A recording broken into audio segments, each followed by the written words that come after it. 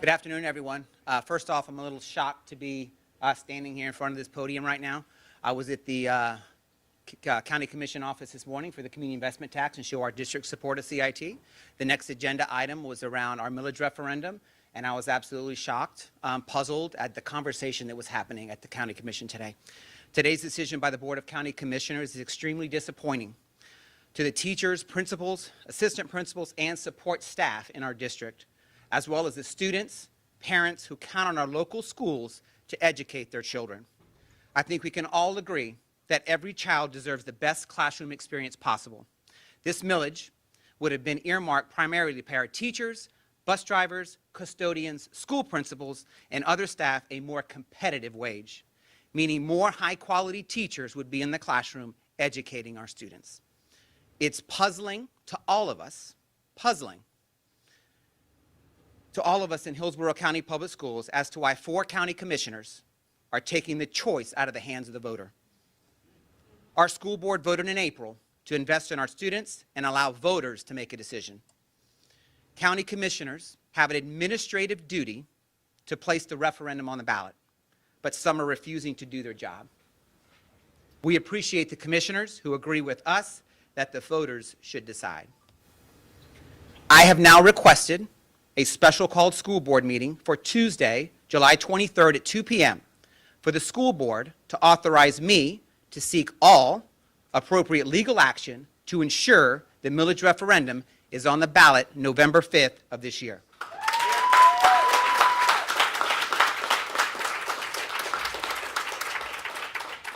We'll be asking a judge to compel the county commission to do their statutorily required duty. I'm going to say that one more time.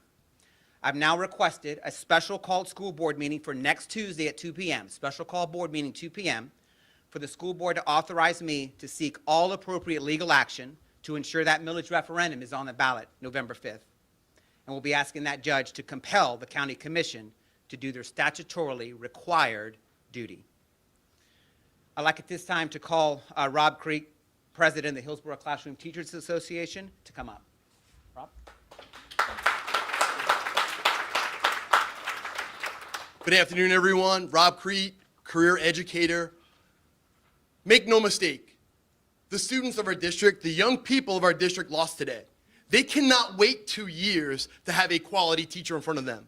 They cannot wait 2 years to have their vast needs met. They cannot wait 2 years to get that bus ride to school. In a post-pandemic world, we've learned that the most important factor in a child's life is the classroom experience that these students of Hillsborough County are going to lose out on because of this decision today. Okay? We need to do something. Democrats, Republicans, independents in this district believe in public education in Hillsborough, and the voters need to do something about it, and we're going to work with you to make sure that we can do something about it. Thank you. Hi there. My name is Amy Marie Granger-Welch. I am the VP of Advocacy for Hillsborough County Council PTA. The Hillsborough County Council PTA stands with Hillsborough County Public Schools. We think it is reasonable to put the millage referendum question to our local voters in Hillsborough County. However, 4 county commissioners seem to think they should make the decision for us.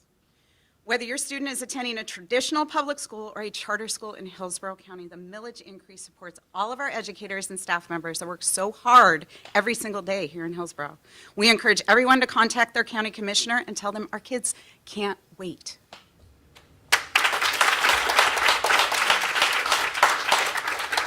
Hello, my name is Anna Corman. I'm the president and CEO of the Hillsborough Education Foundation. We are a nonprofit dedicated to supporting students, teachers, and schools. This morning, the Hillsborough County Board of County Commissioners made an unfortunate decision that will impact our community profoundly. They removed the millage from the ballot this fall. That millage, which was approved by the School Board of Hillsborough County back in April to go on the ballot, was more than just a funding measure. It was a beacon of hope for our teachers and our students. Our teachers are the backbone of our education system, and their salaries have to reflect the immense value that they bring to our community. The millage was designed to address the alarming exodus of teachers in Hillsborough County, largely driven by salaries that are simply not competitive enough. We're losing teachers to neighboring counties like Manatee, Pasco, and Pinellas, all of which already have millages in place. And more importantly, it gave registered voters in Hillsborough County the power to decide this crucial issue. where it rightfully belongs. Now the Board of County Commissioners has postponed this until 2026, and that is simply unacceptable. That delay puts our district in a terrible position that will only hurt students at the end of the day. With over 400 vacant teaching positions, how can we hope to fill and retain those roles? I just learned today there's over 26 vacancies at Tampa Bay Boulevard alone, and that is, again, simply unacceptable for the students in this district. The Board of County Commissioners justified this decision, claiming they didn't want any confusion over the two taxes, the community investment tax and the millage. But I think it's really important for everybody to understand that these are two separate issues.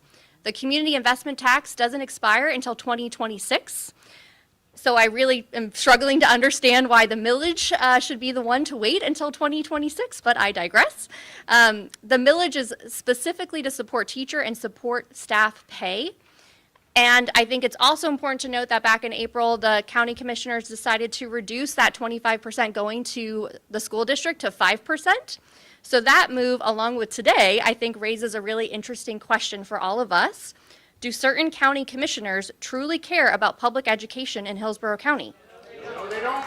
So today, I call on the Board of County Commissioners to reconsider that decision. I urge all of you to contact your county commissioners as well to urge them to reconsider. And we need to put that millage back on the ballot for this fall, not in 2026. Hillsborough Education Foundation stands with Hillsborough County Public Schools, and we will continue to advocate for what is right for our teachers and, more importantly, our students in this district. Thank you. Thank you. Again, we're extremely disheartened and disappointed by the action taken today by the County Commission, and we're going to stand up for students. We believe local voters should have the right to make this decision. At this point, I'd be happy to take absolutely any questions you may have. Superintendent. Yes, sir.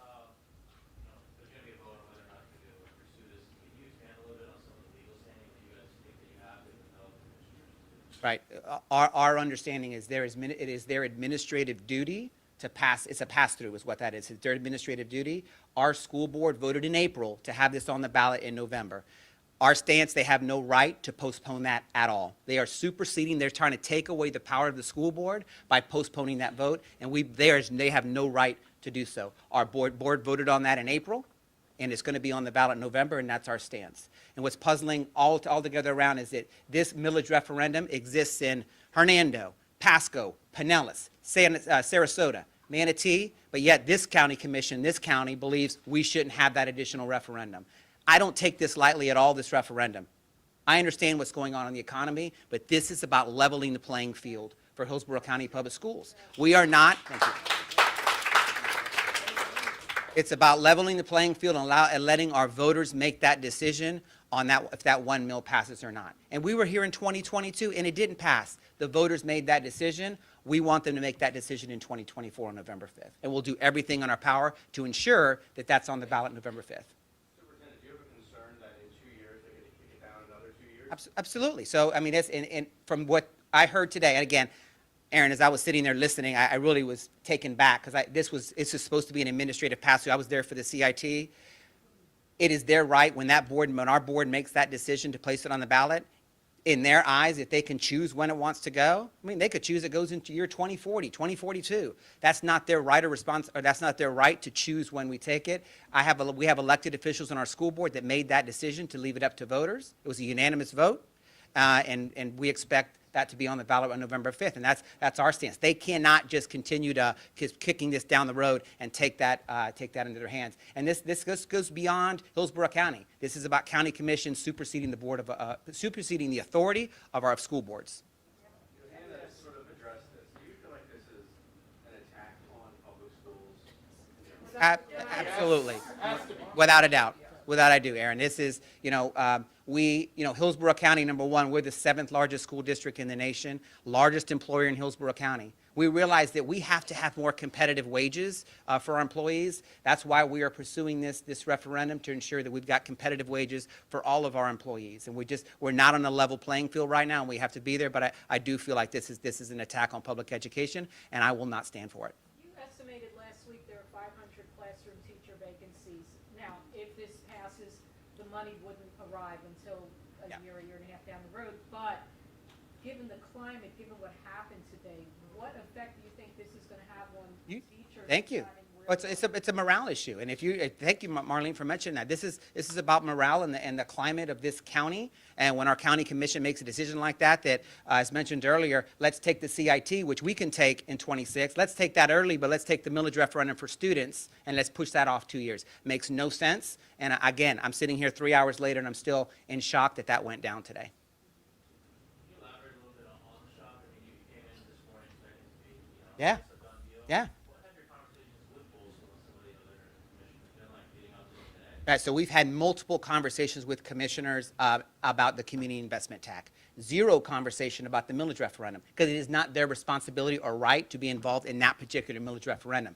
I had discussions with them, multiple discussions with all county commissioners around the community investment tax, which we had 25% back in 1996, and that number got taken down to 5%. So my conversation with them was around that 25% to 5% and getting us to a number where we could be competitive for our capital needs. On the millage side with the referendum, it is not their job to make that decision. That's a pass-through for the millage referendum. There was zero conversation with them regarding the millage referendum because it's not their job.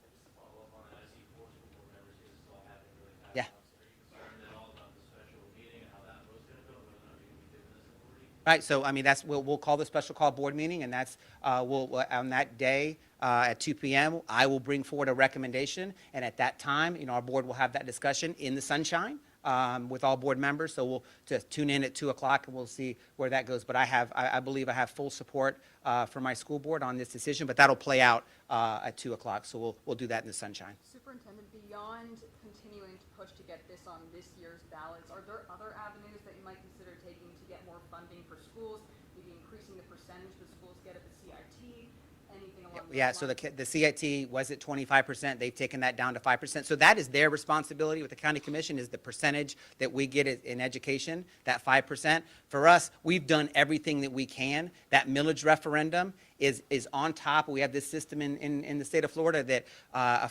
education finance program that sets the amount that we get from the state that equalizes. Statutorily, though, it allows counties to levy an additional mill for additional revenue. So we are on a playing field right now where we're operating with a system with every district around us. And by the way, let me add, we are the 3rd largest school district in the state of Florida. Of the 5, we are the only one without this additional mill referendum, and it puts us at a severe competitive disadvantage. Miami-Dade and Broward approved this in 2018. Pinellas County, not the largest, about 100,000 students, they've had this millage referendum since the year 2004. 2004. Pasco just passed theirs in 22. Hernando passed theirs in 2020. We have some of the best employees anywhere in Hillsborough County, and we're not in a fair system right now. I'm going to stand up for that. Superintendent, sorry this is repetitive of that, but there's always a chance that this initiative had gone to the ballot was gonna be rejected by voters. How much of a backup plan was the district working on? Great question. So this is a supplement. So this millage referendum, if this would go to ballot and pass, this is every 4 years. So every 4 years it goes back to voters. This is a supplement. All this for operating costs is a supplement on the salary. So we operate within our means, within our budget. This would be additional dollars that we would utilize as a supplement for our employees. So has nothing to do with how we operate our budget on a day-to-day basis. These are supplemental dollars we use to make our wages competitive. I have a quick question from our station. It said, we talked to you before about the shortage of teachers. How many teachers are we short right now? And then how big of a financial strain will this put you in for next year or the following year? Yeah, so we have a proposal that's going to our board on July 23rd. We just actually finished up with our contract negotiations to settle. We did with our classroom association as much as we could. We got our new teacher salaries raised to $48,000.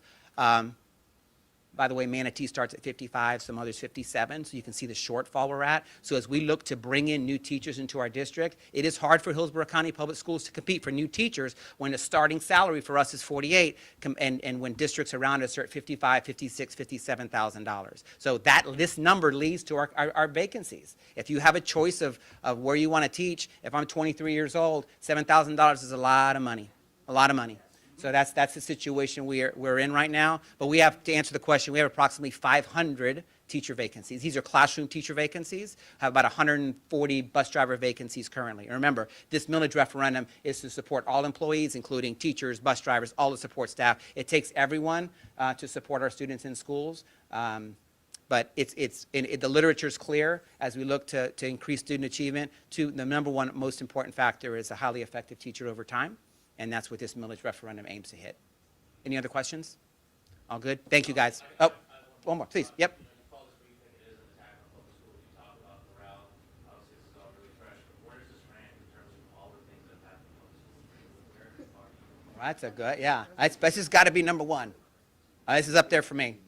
Yeah, it's got to be number one for me. I think the word I came back with earlier today was, this was almost unprecedented, that they would step in the middle of this and take this away from our students. So unprecedented, this is up there, number one. Thank you. Thank you, guys. Thank you. Thank you.